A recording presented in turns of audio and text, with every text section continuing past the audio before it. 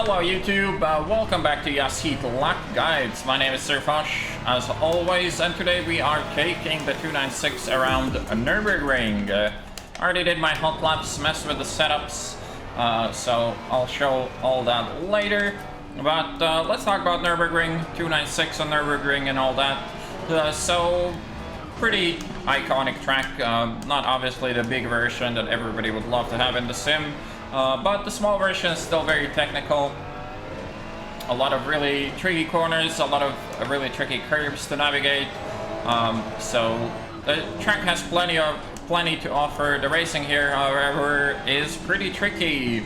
And when we talk about the Ferrari on this track, similar to 488, it's definitely not going to be the best car around here, as it lacks quite a bit of straight line speed, as did the 488, and on top of that, you also need to sacrifice quite a bit of ride height to make sure that you don't bottom out on the chicane at the end of the lap. Currently running 55. I haven't done proper full races on 55 millimeters front, but so far I have not bottomed out. There's a particular line that you take that can really ruin your day, so making the setup around that, at least for the race, is a good idea.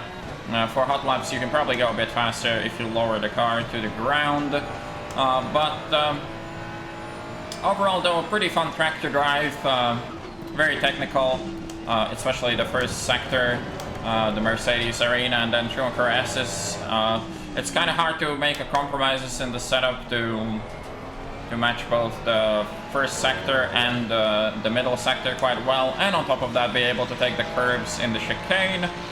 But let's talk about the braking references, then we'll look into the setup, and then we'll send it for a hot lap. So braking before the 100 meter board, going for the apex, obviously 4TC on the exit, back to 6. This is just a lift and turn kind of corner. You can tap the brake if you run a bit deep, which I probably should have done there. Here we brake after the dark patch on the white line ends, cutting as much as we can. Another lift and turn corner. Watch the exit. You can run the curb, but you cannot go over the white line afterwards. So here we brake just after the side road.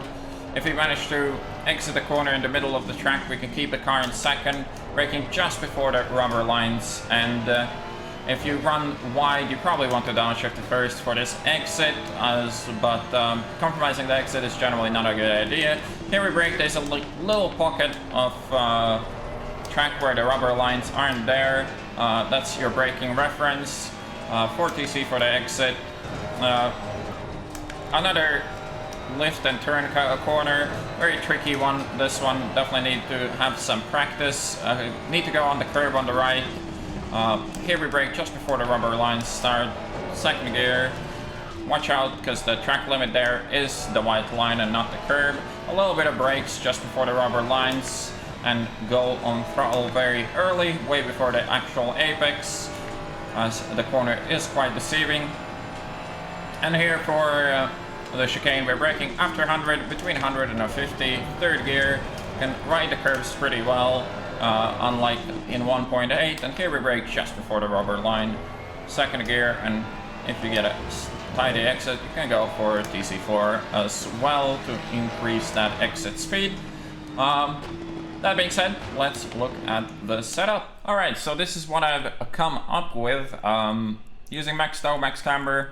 Still the jury's out if this is the way we're gonna run the cars in 1.8, but extra tow definitely gives quite a lot of more rotation, seemingly for not that much downsides, as the front tires are really difficult to get anything out of in this update. Running quite a bit of rear tow as well to help with the rotation, especially in the highest speed stuff like the Schumacher S's and the corners after that. Electronics wise, ABS2, TC shuffling between 6-4. I'm running TC2 as well, probably a bit faster for hot lap not to do it, but setting those rear tires is quite important. I guess we can take a look on how is our tire wear. As you can see, the rears are wearing faster than the fronts. I think these are 2 laps or 3 laps on the hot lap tire. Mechanical wise, relatively soft front with relatively stiff rear, just to help with that rotation, also to keep the car a bit more stable. Over the chicane, Generally, mostly just guesswork. Still early days with the Ferrari. Finding what it actually likes will take some time for sure. Damper-wise, stiff, fast ones and pretty soft, slow dampers. Just to give us a bit more traction in the low-speed Sector 1. And aero-wise, like I said, sacrificing quite a bit of front ride height. This will be a detriment to the top speed. Quite a lot of rake, maybe for higher fuel I would go a click or two down, depending on your preference. And yeah, that is the setup. So I'll leave you with the hot lap and I'll see you on the next one.